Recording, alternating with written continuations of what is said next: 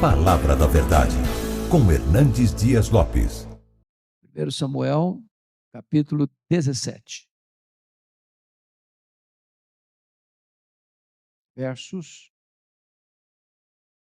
45, parte do 46 e o 47. Verso 45, Davi disse ao gigante filisteu, a Golias. Davi, porém, disse ao filisteu: Tu vens contra mim com espada e com lança e com escudo. Eu, porém, vou contra ti em nome do Senhor dos Exércitos, o Deus dos exércitos de Israel, a quem tens afrontado. Hoje mesmo o Senhor te entregará nas minhas mãos. Parte B do verso. E toda a terra saberá que há Deus em Israel. Saberá toda esta multidão que o Senhor salva, não com espada nem com lança, porque do Senhor é a guerra, e ele vos entregará nas nossas mãos. Amém. Eu quero conversar um pouco com vocês, então, sobre as marcas de um vencedor de gigantes. Preciso começar dizendo que os gigantes existem. E eles são muitos. E eles são atrevidos. E eles teimam em se interpor no nosso caminho para nos assustar, para nos intimidar e para nos fazer correr. Gigante é tudo aquilo que parece ser maior do que você. Gigante é tudo aquilo que intimida você. Gigante pode ser uma pessoa. Pode ser o marido, pode ser a esposa, pode ser o sogro, a sogra, os cunhados, os vizinhos, o patrão. Gigante pode ser uma situação de enfermidade, de falência financeira, de uma crise conjugal. Gigante pode ser um sentimento de culpa, de medo, uma autoestima achatada, um complexo de inferioridade, um abuso sofrido na infância, nunca resolvido. Há gigantes que nós criamos no laboratório do medo, e eles se levantam como fantasmas para nos assustarem. Há gigantes que estão fora de nós, há gigantes que estão dentro de nós. Quais são os seus gigantes? O que o texto que lemos vai nos trazer como lição é que nós não fomos chamados para medir a altura dos gigantes. Nós não fomos chamados para ter medo dos gigantes. Nós não fomos chamados para fugir dos gigantes. Nós fomos chamados para vencer os gigantes. Esse texto retrata para nós que um vencedor de gigantes não nasce, ele é feito. Isso me leva a pensar no que Thomas Alva Edison disse certa feita. Ele diz que as nossas vitórias são construídas de 90% de transpiração e 10% de inspiração.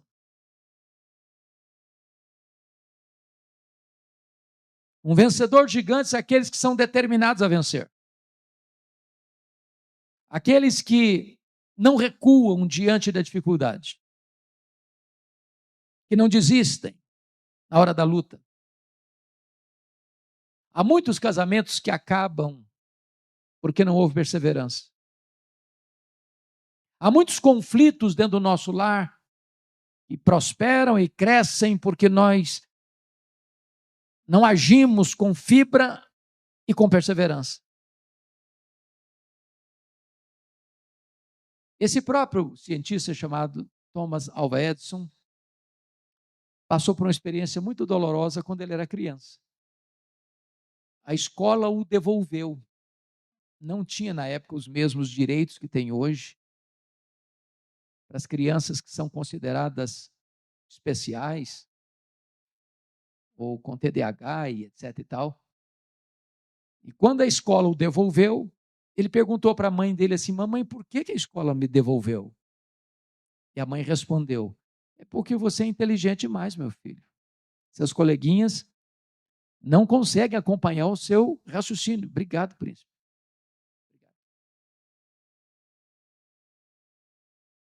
A mãe disse: eu vou investir em você. E ela investiu mesmo.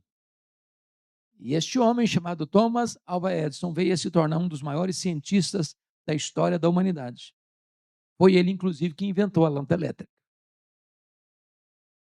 Para inventar a lâmpada elétrica, ele teve cerca de 2.000 experiências. E alguém um dia disse: você não se sente fracassado depois de tantas experiências? Ele disse: não, eu inventei a lâmpada elétrica. Esta foi uma vitória de 2.000 passos. Um vencedor é aquele que não apenas não desiste, mas um vencedor de gigantes é aquele que triunfa sobre as suas dificuldades. Acho que todos vocês têm ciência do que aconteceu com John Milton. John Milton ficou cego aos 50 anos de idade. Completamente cego. Depois de completamente cego, ele escreveu o grande clássico, O Paraíso Perdido. Ele venceu o gigante da cegueira.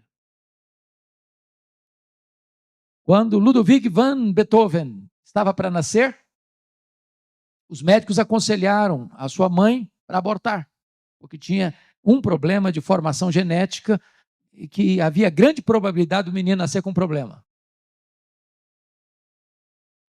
E aos 46 anos de idade, ele ficou completamente surdo. Para um músico, parecia ser o fim da sua carreira. Mas, depois de ficar completamente surdo, Beethoven compôs as suas músicas mais excelentes. Ele venceu o gigante da sua surdez. Talvez a maior compositora evangélica de todos os tempos foi Fanny Crosby. Fanny Crosby compôs mais de 4.000 hinos. Fanny Crosby conhecia e cantava os seus hinos todos de cor. Fanny Crosby decorou o Novo Testamento. Fanny Crosby viveu 92 anos. O que alguns talvez não saibam ou não se lembrem é que Fanny Crosby ficou cega na 6ª semana de vida por um erro médico.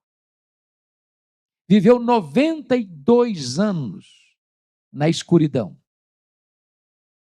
Mas ela trouxe luz para milhões e milhões de cristãos ao redor do mundo. E ainda hoje cantamos os seus hinos. Que segurança tenho em Jesus, pois nele gozo paz, vida e luz. Quero estar ao pé da cruz. Que tão rica fonte. Hinos de Fanny Crosby. Ela venceu o gigante da sua cegueira. Quais são seus gigantes? Deus trouxe você hoje aqui para você não olhar para a altura deles, ficar com medo deles ou fugir deles. Deus chamou você aqui hoje para vencer os seus gigantes. Esse texto registra, portanto, aquele grande embate, aquela grande conflagração, aquela batalha entre judeus, ou melhor, os israelitas e os filisteus. Os dois exércitos se posicionaram, um de cada lado de um monte, o vale no meio. Naquela época as guerras eram de enfrentamento corporal. Quando surge do lado do filisteu um gigante, 3 metros de altura. Sua armadura pesava 60 quilos. A ponta da sua lança pesava 6 quilos. Ele tinha um grande dardo de lançar os ombros, um escudeiro à sua frente. E esse gigante se levantou e desafiou os soldados de Israel, dizendo: não é preciso lutar. Dê-me um homem para lutar comigo. Se ele me vencer, nós serviremos a vocês. Mas se eu vencer, vocês nos servirão. E diz a Bíblia que esse gigante afrontou as tropas de Israel, afrontou os soldados de Saul durante 40 dias, 2 vezes por dia. E os soldados de Israel fugiam com as pernas bambas de medo. Foi nesse ínterim que chega nesse local de guerra Davi, para levar uns pães e queijos para os comandantes e para os seus irmãos que estavam na batalha, seus irmãos mais velhos, os 3 mais velhos. E ele chega na hora dessa debandada geral. E ele quer saber o que está acontecendo. E informam para ele que tem um gigante que está desafiando, que está humilhando os soldados de Israel e que não tem nenhum homem com coragem de enfrentá-lo. Que o melhor e o mais prudente seria também fugir. E então Davi pergunta, mas quem é esse incircunciso filisteu para afrontar os exércitos do Deus vivo? E se dispõe a enfrentá-lo e vencê-lo. Então, uma pergunta se faz necessária. Quais são as marcas de um vencedor de gigantes? Com a sua Bíblia aberta comigo nesse texto, vamos ver quais são essas marcas. Em primeiro lugar, confira aí comigo o verso 24. Todos os israelitas, vendo aquele homem, fugiam de diante dele e temiam grandemente e diziam uns aos outros, vistes aquele homem que subiu, pois subiu para afrontar a Israel. A primeira marca de um vencedor de gigantes, irmãos, é que ele não escuta a voz dos pessimistas. Os pessimistas estão por aí, espalhados ao nosso redor, dizendo para nós, olha, esse gigante não cai não. Esse problema não tem solução não. Para o seu casamento não tem mais remédio não. Para esse problema que você está enfrentando aí, não há saída não. É melhor fugir, é melhor desistir. Notem vocês que não foram alguns israelitas, ou a maioria dos israelitas, está escrito que todos os israelitas, todos.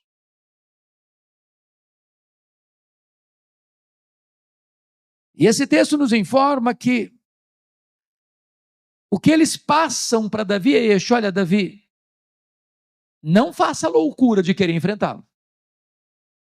Não é sábio, não é prudente. Quem nunca derrubou um gigante vai dizer para você que os gigantes não caem.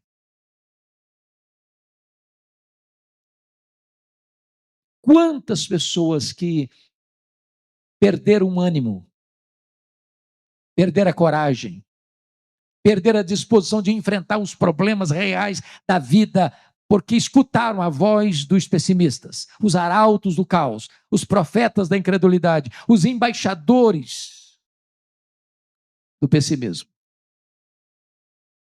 Eu fico olhando na história bíblica, me lembrando dos 10 espias que retornaram de avistar a terra prometida, trazendo inclusive os frutos excelentes da terra, mas disseram para o povo assim, a terra é boa mesmo, mas não é para o nosso bico não. A terra é boa mesmo, mana leite e mel, mas tem cidades fortificadas. A terra é boa mesmo, mas tem gigantes lá. E aos olhos daqueles gigantes, nós somos como gafanhotos. Aliás, aos nossos próprios olhos, nós somos gafanhotos. E diz a Bíblia que, em virtude desse relatório pessimista, negativo, incrédulo desses 10 espias, a nação de Israel perambulou 40 anos no deserto. E toda aquela geração morreu no deserto. Eram 600 mil homens, fora mulheres e crianças. Mais de 2 milhões de pessoas é o cálculo. Apenas os 2 espias que olharam com os olhos do otimismo e da fé, dizendo, se o Senhor se agradar de nós, nós podemos conquistar essa terra. Só os 2, Josué e Caleb, entraram na terra prometida. Se você escutar os pessimistas, o seu problema cresce. Se você escutar os arautos do caos, você foge, você desiste, você se acovarda.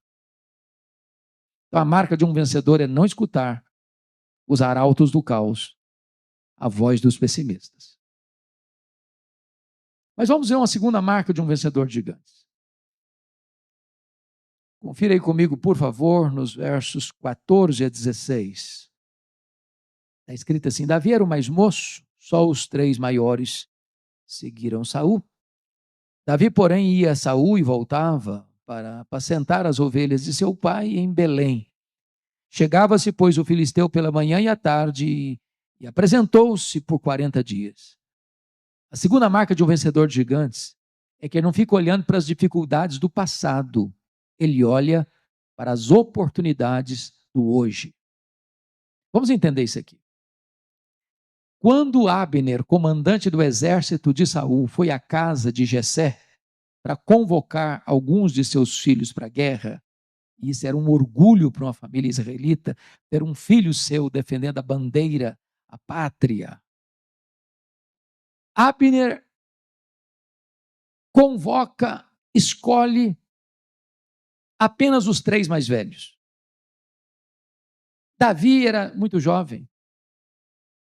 Ele cuidava das ovelhas lá nas toscas pastagens de Belém, que era uma região deserta. Ele nem lembrado foi. Talvez Abner pensasse: esse menino não tem cancha, soldado. Não tem habilidade para entrar no exército. Não tem idade própria para isso. Não tem porte físico para isso. Ele nem lembrado foi. Se Davi ficasse ruminando isso, talvez ele ficasse mergulhado num complexo de inferioridade. Talvez ele permitiria que o sentimento de autoestima achatada o esmagasse. Quantas pessoas hoje que vivem uma vida amarga, porque ficam dizendo: não lembraram de mim, ninguém acredita em mim, não acreditaram nos meus dons, não acreditaram nos meus talentos, nem lembrado eu fui. Quantas pessoas que passam a vida reclamando: eu não nasci num berço de ouro, eu não tive oportunidades, eu não estudei numa boa escola, eu não fiz uma faculdade. E só ficam olhando pelas lentes do retrovisor e reclamando das oportunidades que não tiveram no passado, enquanto Deus está dizendo: olha para as oportunidades que eu coloco diante de você hoje, não olhe a lente do retrovisor, olhe com a visão do farol alto, olha que hoje eu estou abrindo portas para você, olha que hoje eu estou colocando novas oportunidades na sua vida.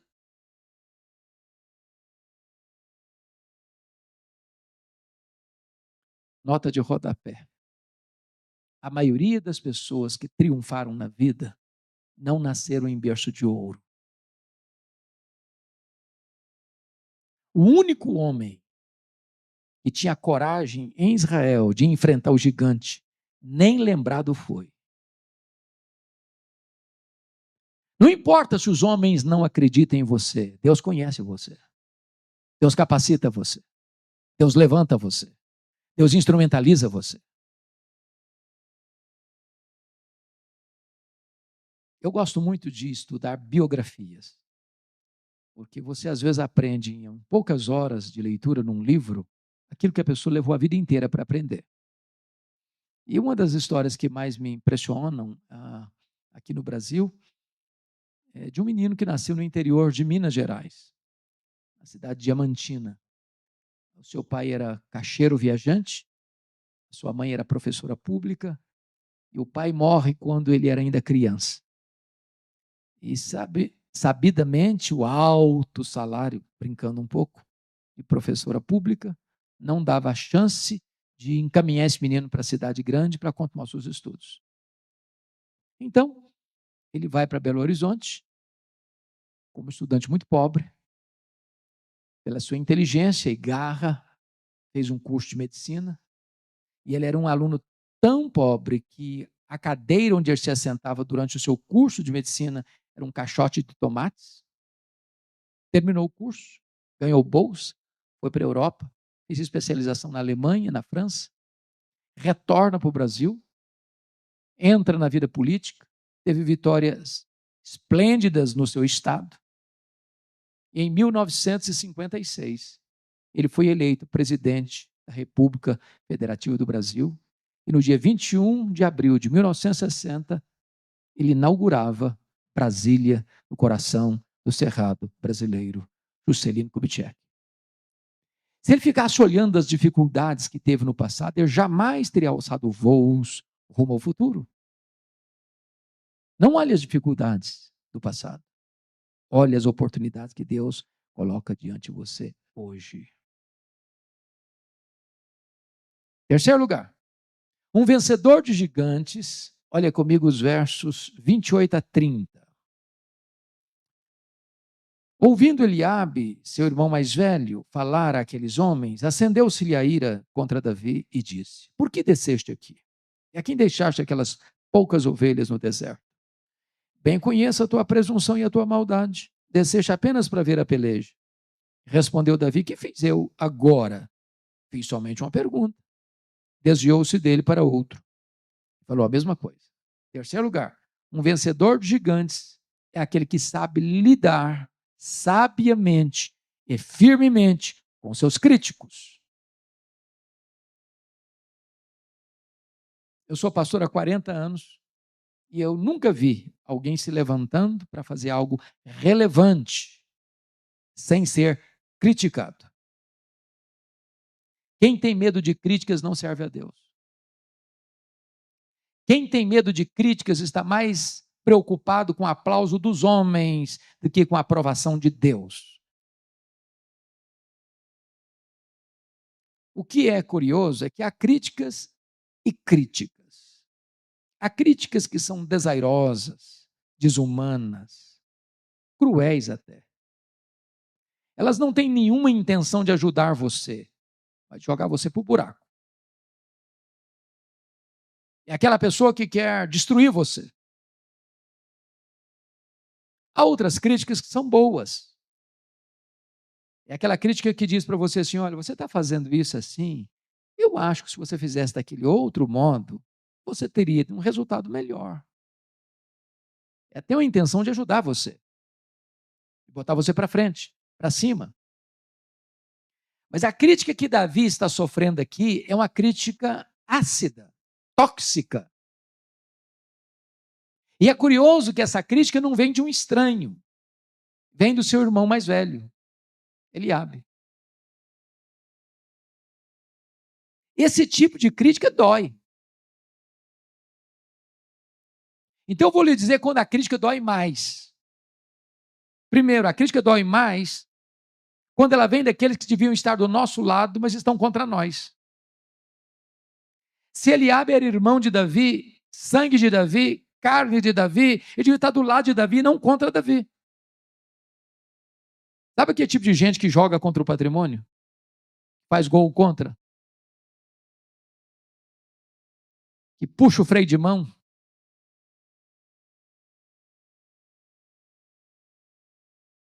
Gente que devia estar do seu lado, apoiando você, encorajando você, somando com você, mas está jogando contra, torcendo contra, laborando contra. Segundo, a crítica dói mais quando ela vem daqueles que nos conhecem há muito tempo. Ora, se Eliabe era o mais velho, se Davi era o caçula, e eram 8 irmãos, significa que Eliabe viu Davi nascer, viu Davi crescer, conhecia o caráter de Davi, mas a despeito disso ele critica Davi. Escute o que eu vou lhe dizer. O que incomoda os seus críticos não são seus defeitos, são suas virtudes. O que o crítico não suporta é a possibilidade de você receber os lauréis da vitória e não ele. O que incomodava o Eliabe era a possibilidade de Davi vencer e ele, um soldado de grande destaque no exército de Israel, ficar para trás. As pessoas têm muito mais facilidade de chorar com os que choram do que se alegrar com os que se alegram. Terceiro lugar, sabe quando as críticas doem mais? A crítica dói mais quando ela é contínua. Quando ela não tem pausa. Quando ela é quanto mais. Olha o que Davi pergunta para o seu irmão no verso 29. Respondeu Davi: que fiz eu agora? Eu só fiz uma pergunta. O que está por trás disso aqui? O que está por trás disso aqui é o seguinte: o Eliabe, quando você vai largar do meu pé? Até quando você vai me criticar? Quando você vai parar de ficar me incomodando com as suas críticas? Ô, gente, eu não sei não, mas parece que tem algumas pessoas que têm um ministério, não é verdade? O ministério da crítica. Você pode fazer tudo certinho, não vem um elogio. No dia que ele faz você faz alguma coisa que a pessoa não gosta, vem a crítica. Quarto lugar, sabe quando a crítica dói mais? A crítica dói mais quando ela vem envelopada em destempero emocional. Versículo 28 diz que Eliabe acendeu-se em ira contra Davi. Ué, mas por que o Eliabe está irado contra Davi? O que Davi fez com ele? Nada. Nada. Mas ele está irado porque ele não suporta a ideia de ver Davi vencer um gigante do qual ele está fugindo acovardado. Quinto, sabe quando a crítica dói mais? A crítica dói mais quando o crítico tem a síndrome de Deus. Como assim? Olha o verso 28 comigo. Eliabe disse o seguinte para Davi: bem conheça a tua presunção e a tua maldade, vieste apenas para ver a peleja. Olha que ele está fazendo um juízo de valor.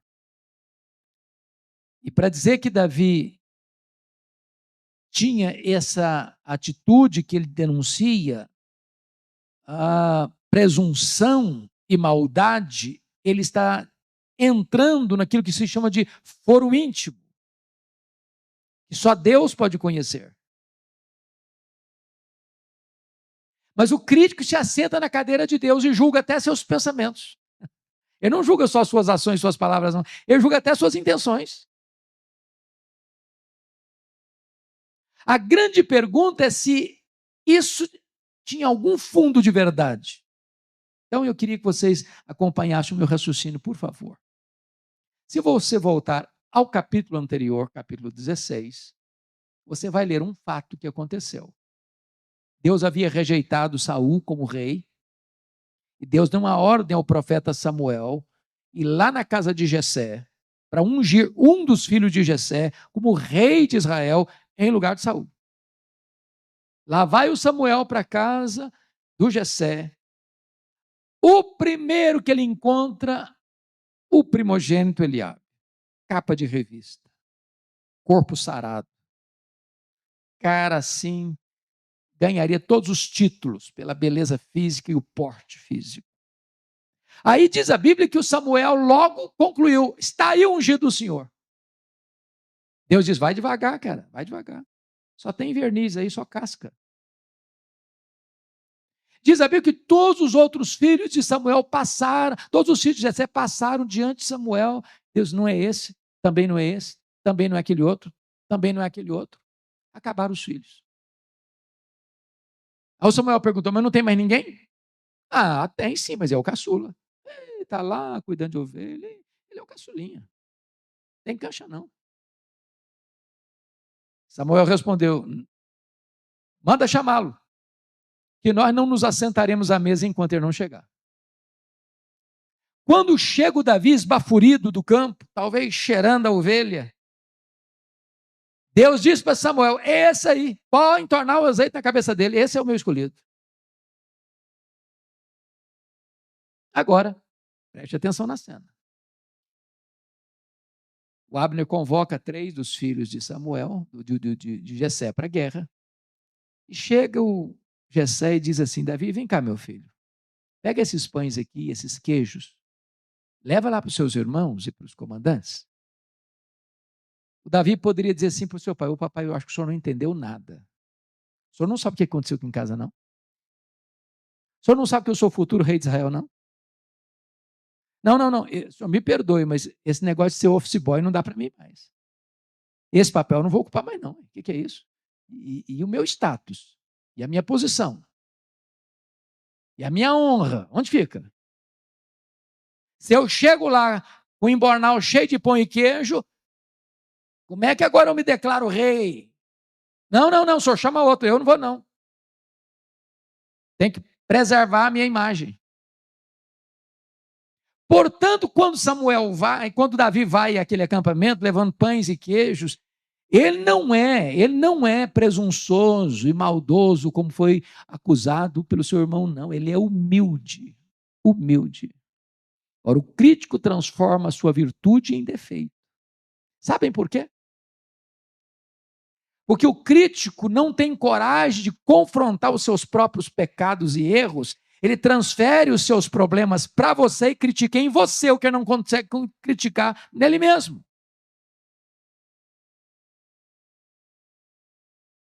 Mas ainda, sabe quando a crítica dói mais? A crítica dói mais quando ela visa humilhar você em público, diante das outras pessoas. Olha a pergunta que o Eliabe faz ao Davi no verso 28. Ô Davi, com quem você deixou aquelas poucas ovelhas no deserto? O que está por trás disso? O que ele está dizendo para o irmão dele, em outras palavras? O menino, recolha-se a sua insignificância. Quem é você, rapaz? Você não passa de um pastorzinho que corre atrás de umas poucas ovelhas no deserto? Vem aqui, dá uma de valentão, querendo enfrentar um gigante que tem um exército todo fugindo dele. Que é isso, menino? Qual era a intenção de Eliabe? Humilhar Davi diante dos soldados de Israel.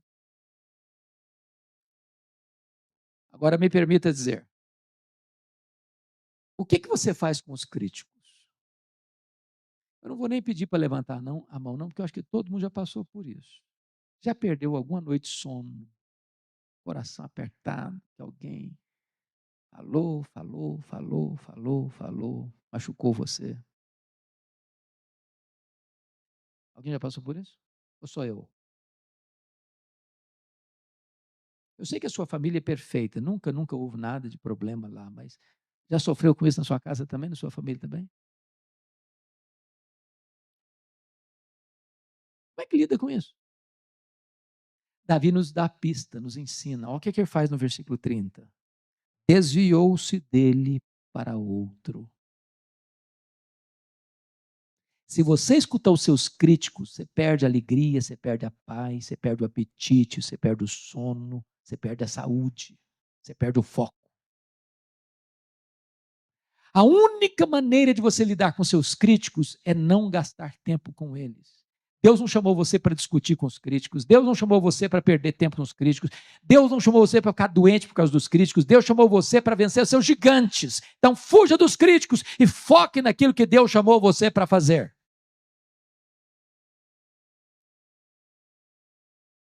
Quarto lugar. Quais são as marcas de um gigante? Um vencedor de gigantes? Confira aí comigo, por favor, versículos 38 a 40. Saul vestiu a Davi da sua armadura e lhe pôs sobre a cabeça um capacete de bronze e o vestiu de uma couraça. Davi cingiu a espada sobre a armadura e experimentou andar, pois jamais havia usado. Então disse Davi a Saul: não posso andar com isso não, pois nunca usei. Davi tirou aquilo de sobre si, tomou o seu cajado na mão, escolheu para si 5 pedras lisas do ribeiro e as pôs no alforje de pastor que trazia saber o surrão, e lançando mão da sua funda, foi-se chegando ao filisteu. A marca de um vencedor gigante é essa aqui. Você precisa se especializar no que Deus chamou você para fazer. Irmãos, quando eu li isso, dá vontade de dar risada. Sabe por quê? Quando Davi se dispôs a vencer ou enfrentar o gigante, o Saul chamou Davi e disse: vem cá, meu filho, hoje você vai fazer uma loucura. Você é muito jovem, você não é guerreiro. O cara é experiente. Mas já que você está dando essa loucura de querer enfrentar o gigante, Então eu vou equipar você. Vou botar em você a minha armadura, vou colocar na sua mão a minha espada. Pelo menos você vai estar pronto para enfrentar. Mas isso dá para dar risada, sabe por quê? A Bíblia diz que o Saul era o cara mais alto de Israel. Manequim 70. Davi é manequim 52. Quando botou aquela tralha toda em cima dele, sobrou a armadura. Ele não conseguiu sequer andar, quanto mais correr ou lutar com a armadura. Arrancou aquela tralha de cima dele, correu lá no vale, no ribeiro. Até hoje você vai lá, pedrinhas lisas, assim, dá vontade até de você jogar algumas também. Ele botou 5 pedras daquela no embornalzinho dele, pegou a funda dele e correu na direção do filisteu. Sabe o que ele está ensinando para a gente? Ele está dizendo o seguinte: com esse negócio aqui, com essa funda na mão, com essas pedras na minha mão embornal, eu sou um doutor. Eu sou capaz de acertar um fio de cabelo, quanto mais a testa de um gigante. Lição aprendida: vestir roupa de rei sem ser rei não ajuda nada a você. Você precisa ser um especialista naquilo que você faz. Aliás, irmãos, o mundo hoje é o mundo dos especialistas. Vocês se lembram que os nossos pais, os nossos avós, tinham um médico chamado médico da família. Lembra disso? Ele era o médico do vovô, da vovó, do papai, da mamãe, do filho, da filha, do neto, da neta. O médico clinicava do alto da cabeça à ponta dos pés. Hoje, se a dor é do lado direito, é um médico. Se a dor é do lado esquerdo, é outro médico. Se a dor de dente é de um jeito, é um dentista. Se a dor de dente é do outro jeito, é outro dentista. Não cabe no mundo hoje mais os generalistas. O mundo hoje é o mundo dos especialistas. O que você faz? Seja o melhor. Se especialize. Faz salgadinho para fora, faça o melhor salgadinho da cidade. Se é comerciante, seja o comerciante mais excelente do seu bairro. Se é professor, advogado, engenheiro, médico, enfermeiro, o que você faz? Se especializa no que você faz. Agora, se é crente, não seja crente meia boca, seja crente de verdade.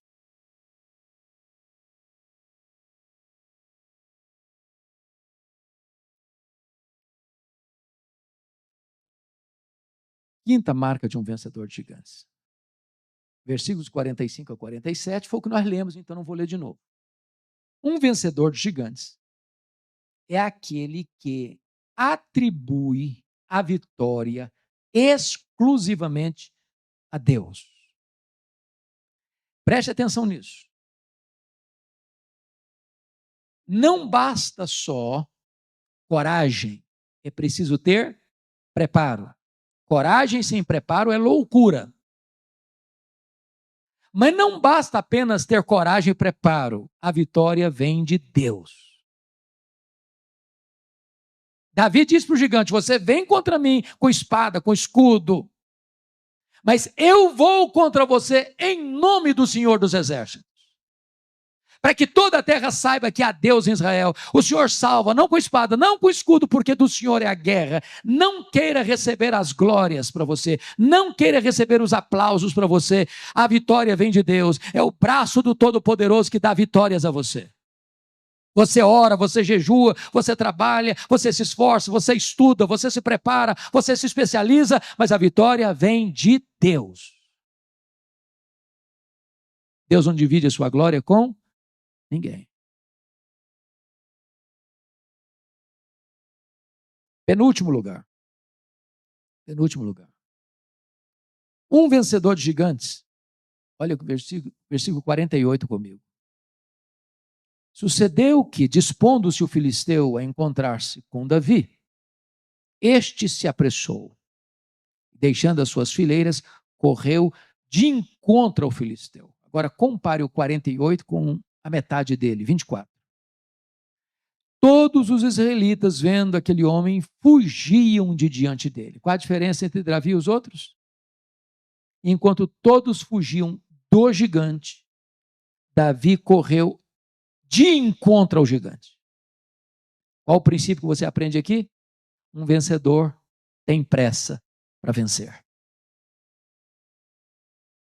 Há determinadas lutas na nossa vida, na nossa casa, na nossa família, que vão ficando encroadas. Porque a gente não toma decisão. Empurra com a barriga.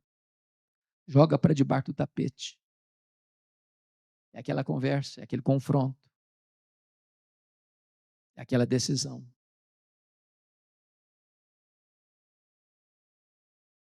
É aquele conselho. É aquele conserto. É aquela reconciliação. É aquele perdão. Não podemos retardar, irmãos, as decisões. Temos que ter pressa para vencer. Talvez aquilo que está precisando ser resolvido lá dentro da sua casa. Você está tentando acalmar a situação. Hoje, há poucos dias, eu soube de uma pessoa que me falou uma coisa muito interessante, lá em Belo Horizonte, numa entrevista que eu estava dando, dizendo que hoje tem pais que querem ser apenas amigos de seus filhos. Ficar bem com eles. Agradá-los. Nunca dizer não. Nunca sentiu o filho assim virando a cara, que não gostou do que disse, que ouviu. E às vezes nós vamos achando assim que vamos escondendo os problemas, contornando os problemas, escondendo os problemas, adiando a solução dos problemas. Um vencedor tem pressa para vencer. Você sabe o que eu estou falando? Daqui que precisa ter pressa lá dentro da sua casa para resolver. Mas finalmente, em sétimo e último lugar, quais são as marcas de um vencedor de gigantes? Confira o verso 52 comigo. Então os homens de Israel e de Judá se levantaram e jubilaram e perseguiram os filisteus até Gate e até as portas de Ecrom. E caíram filisteus feridos pelo caminho de Sarim até Gate até Ecrom. Sétimo e último lugar, um vencedor de gigantes encoraja outros a vencerem. Quando Davi vai de encontro ao filisteu, e o filisteu vem afrontando a Davi, humilhando Davi, falando impropérios contra Davi, Davi não precisa gastar as 5 pedras, os 5 torpedos, os 5 mísseis direcionados. Bastou uma. E ele crava a pedra na testa do gigante, ele cai. E ele não tem espada, mas ele sobe em cima do gigante, pega a espada do gigante e decepa a cabeça do gigante. Nesse momento, os soldados de Israel, acovardados, intimidados, acuados, cobram coragem e entram também na peleja e todos celebram a vitória. Há lutas que são carreira solo, mas a celebração é com um grande coral. As vitórias mais doces são aquelas que nós as partilhamos com as outras pessoas. Não basta você ser um vencedor, você tem que ser também um encorajador. Talvez está na hora de você pegar o telefone, dá uma ligada para alguém. Você que conhece a igreja aqui, conhece os seus irmãos, conhece as famílias. De repente você olha para lá, olha para cá, diz, olha, o fulano não votou ainda. Está com medo da pandemia? Está com medo do vírus? Esfriou na fé? Desistiu? Quem sabe uma palavra sua mude essa história? Quem sabe um telefonema seu faça uma diferença? Quem sabe uma visita vai fazer bem? Não basta só você vencer, você precisa ajudar outros a se levantarem.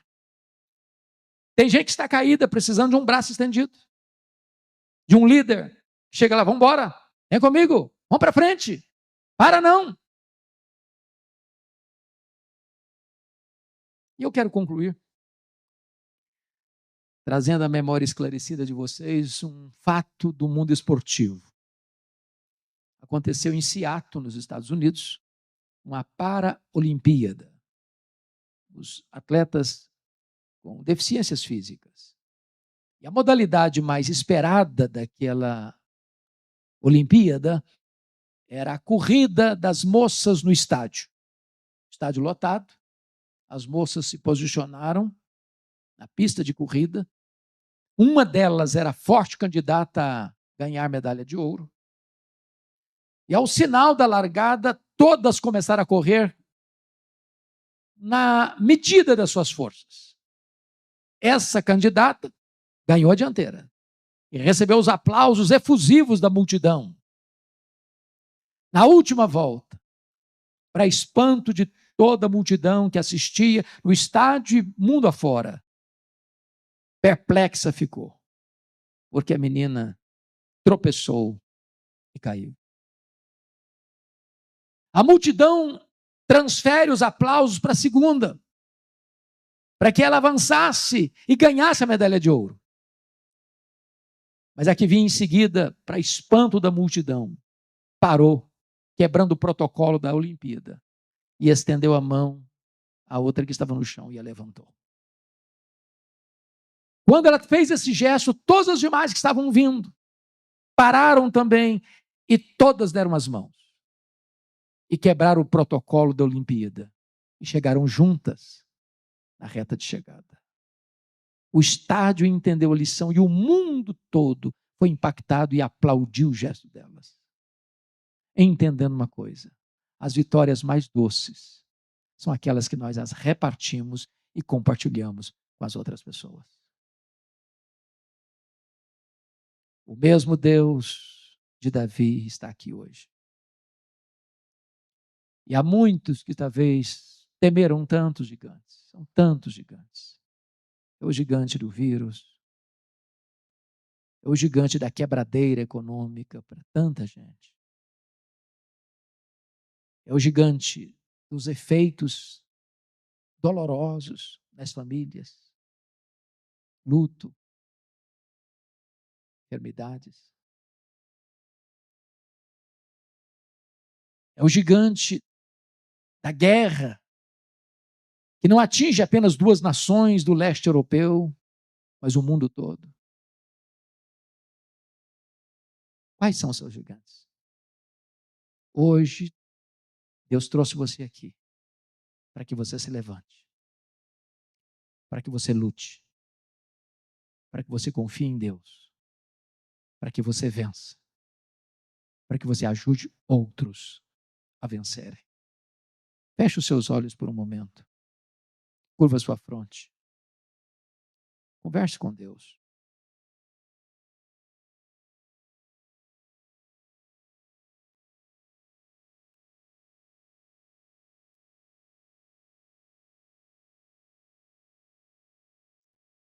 Se você veio aqui hoje e tem alguns gigantes que precisam ser vencidos na sua vida, na sua casa, no seu trabalho,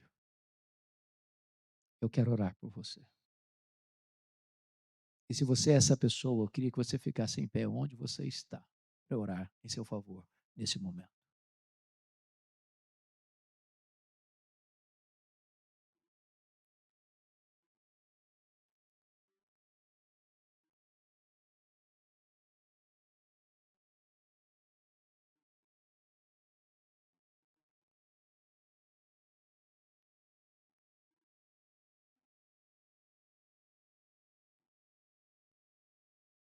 Senhor Deus, nós somos fracos. Tu conheces a nossa estrutura e sabes que somos pó. Mas nós estamos diante do Senhor dos Exércitos, o Deus Todo-Poderoso. As nossas dores, as nossas crises, os nossos gigantes são maiores do que nós. Mas a nossa força não está na nossa saúde, nem no nosso vigor físico. A nossa força não está na nossa sabedoria humana. A nossa força não está no dinheiro, na riqueza, nos títulos. A nossa força está no Senhor dos Exércitos. Os nossos olhos estão postos em Ti. Então nós te pedimos que nesta noite Tu venhas ao encontro de cada pessoa que aqui está. Pois Tu conheces a luta de cada um. Tu sabes, meu Deus, os nós que precisam ser desatados. Tu sabes onde estão os gigantes e como eles deverão cair pelo poder da Tua palavra. Em nome de Jesus, fortalece os braços do Teu povo. Reanima o Teu povo. Reaviva a Tua igreja. Fortalece as famílias. Traz resposta, Deus, ao clamor do Teu povo. A Tua palavra diz que quando o Teu povo estava sendo oprimido lá no Egito, diz que Tu viste as suas lágrimas, Tu ouviste o seu clamor e Tu desceste para livrá-los. Escuta o clamor do Teu povo, vê a aflição do Teu povo, desce e socorre o Teu povo, sim. Que enquanto estamos aqui na Tua casa, a Tua providência chegue à nossa casa, a Tua providência chegue ao nosso trabalho. E que esses gigantes que têm rosnado e arreganhado os dentes para nos ameaçar, eles caiam por terra em nome de Jesus. Oh, meu Deus, que o Teu povo ao retornar para casa hoje tenha um sinal do Teu favor, em nome de Jesus. Nós Te adoramos, porque Tu és o mesmo Deus ontem, hoje, para sempre o mesmo. Tu tens todo o poder nos céus e na terra, e a nossa vida está nas Tuas mãos, e nós queremos descansar nos Teus braços, em nome de Jesus. Amém. Amém.